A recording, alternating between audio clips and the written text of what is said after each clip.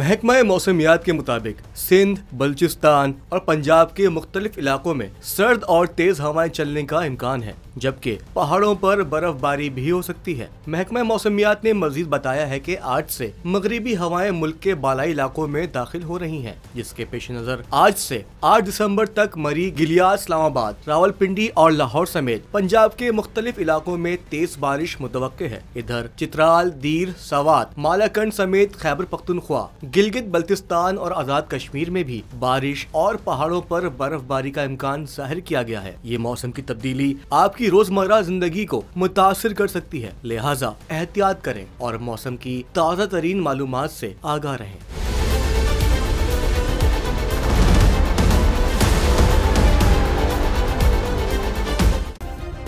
Subscribe करें और bell दबाएं ताकि कोई खबर रह न जाए।